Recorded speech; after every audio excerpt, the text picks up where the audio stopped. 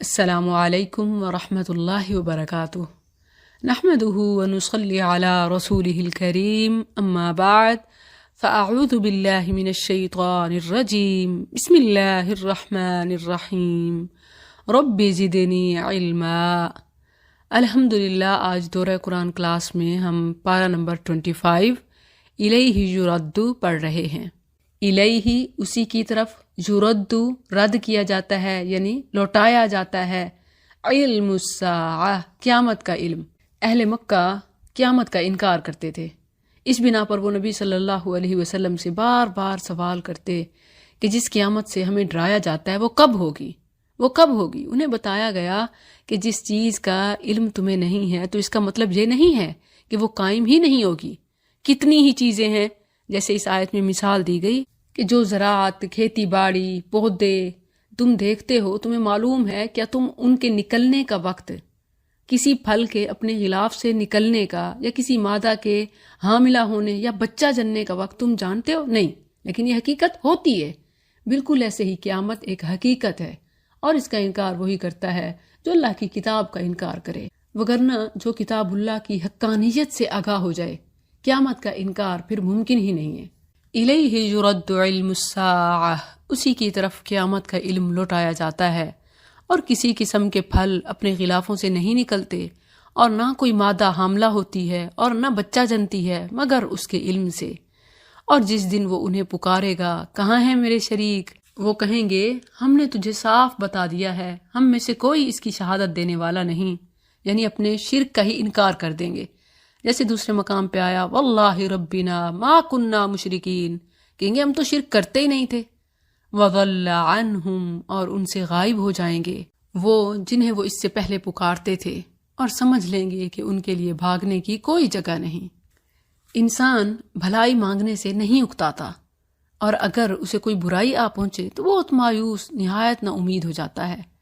انسانی فطرت کی طرف اشارہ ہے، اور یہ انسانی فطرت تب تک ہوتی ہے جب تک انسان اپنے رب کو نہ پہچانے، لیکن جب وہ اپنے رب کے احکامات پر یقین کر لے تو اس کے لیے نعمت کا ملنا اور نہ ملنا دونوں ہی حال صبر و شکر سے مالا مال ہوتے ہیں۔ وَلَئِنْ أَذَقْنَاهُ، اور یقیناً اگر ہم اسے کسی تکلیف کے بعد جو اسے پہنچی ہو اپنی طرف سے کسی رحمت کا مزہ چکھائیں تو ضرور ہی کہے گا یہ میرا حق ہے، اور میں گمان نہیں کرتا کہ قیامت قائم ہونے والی ہے، اور اگر واقعی مجھے اپنے رب کی طرف واپس لے جایا گیا تو یقیناً میرے لیے اس کے پاس ضرور بھلائی ہے۔ بس ہم یقیناً ان لوگوں کو جنہوں نے کفر کیا ضرور بتائیں گے جو کچھ انہوں نے کیا، اور یقیناً ہم انہیں ایک سخت عذاب میں سے ضرور چکھائیں گے۔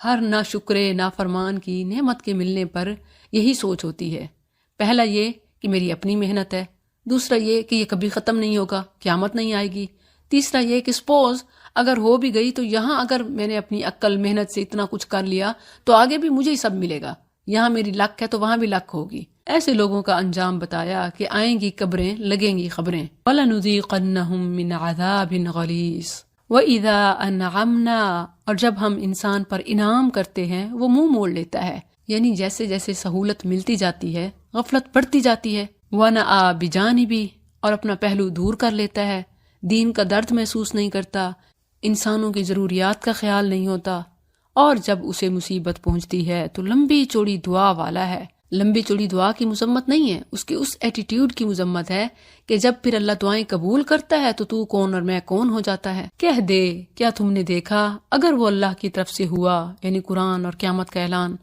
پھر تم نے اس کا انکار کر دیا تو اس سے زیادہ کون گمراہ ہوگا جو بہت دور کی مخالفت میں پڑا ہو۔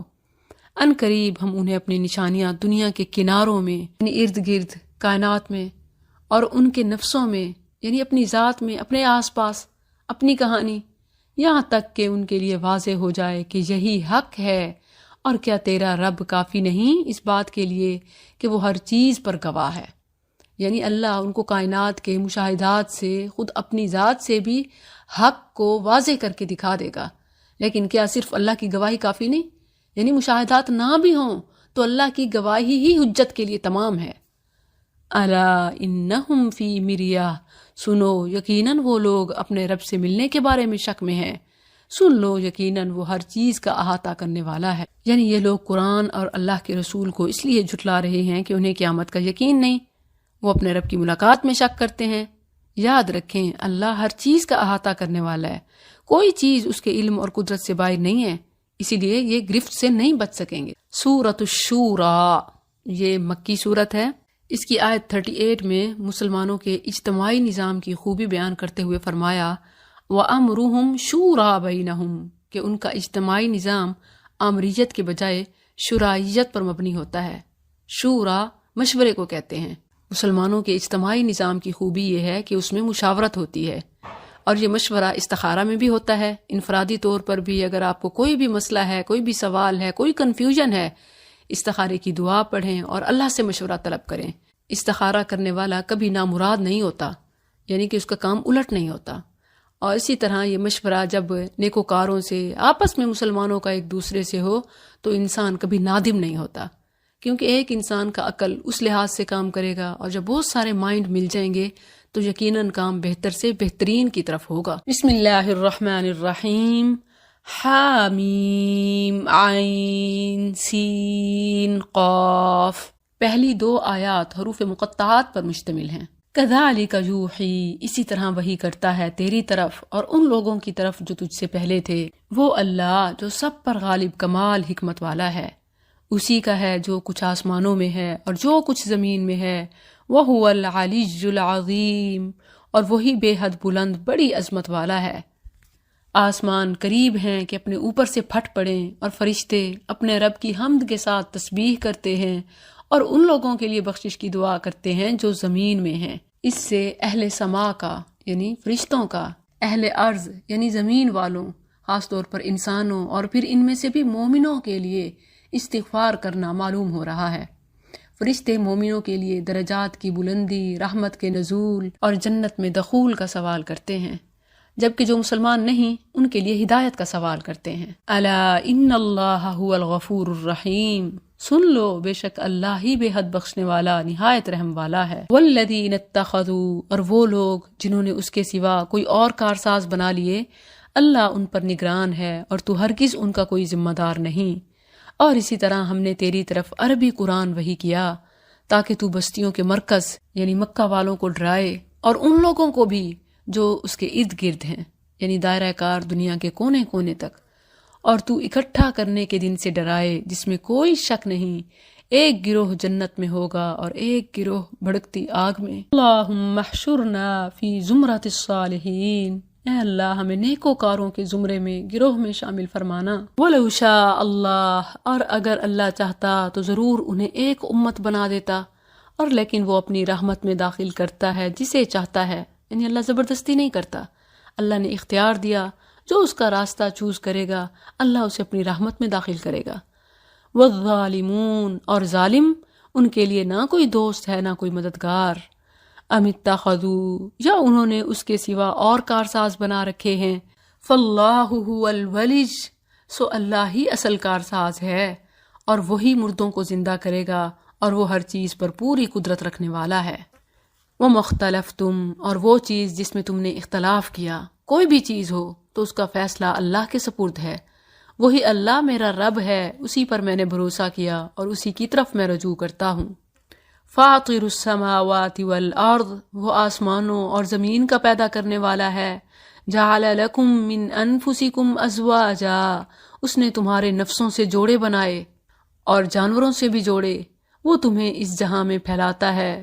لیس کمثلہ شیء اس کی مثل کوئی چیز نہیں، اور وہی سب کچھ سننے والا سب کچھ دیکھنے والا ہے۔ اللہ کی جتنی بھی صفات ہیں وہ انسانوں کی طرح نہیں یا کسی کی طرح بھی نہیں، بلکہ وہ اس کی اپنی ہی ذات کی طرح ہیں، یعنی جیسے اس کی شان کے لائق ہے۔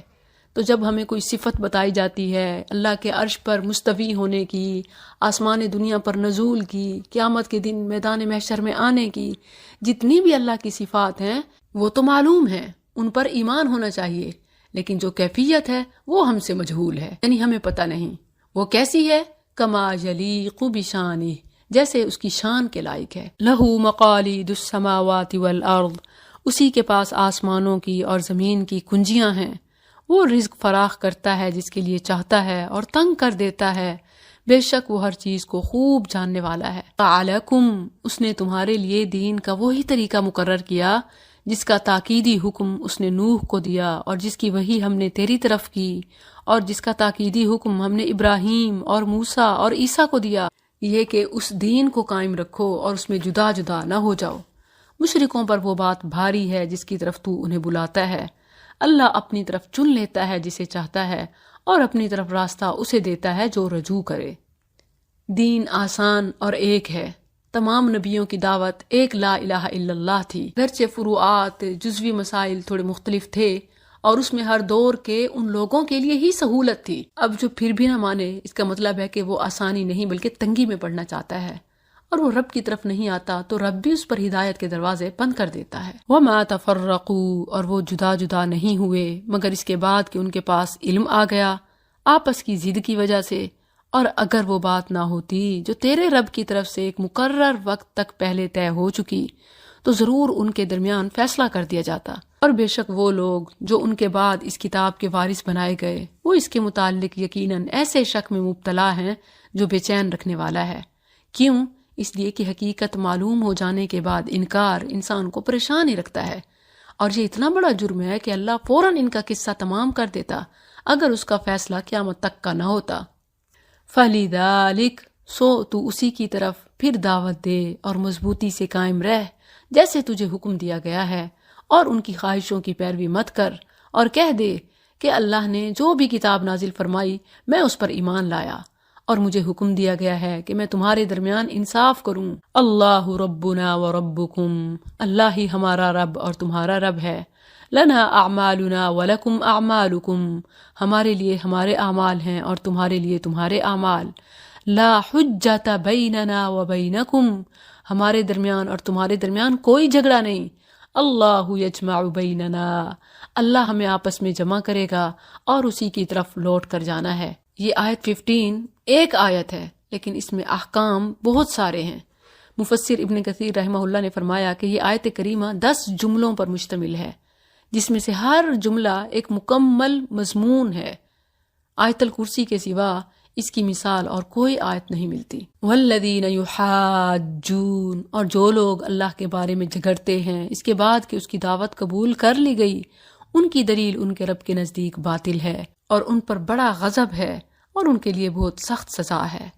اللہ الذی، اللہ وہ ہے جس نے حق کے ساتھ یہ کتاب نازل کی، اور میزان بھی، میزان یعنی روز قیامت وزنوں کا تولا جانا برحق ہے، اور یہ قرآن بھی میزان ہے، ترازو ہے حق اور باطل کا۔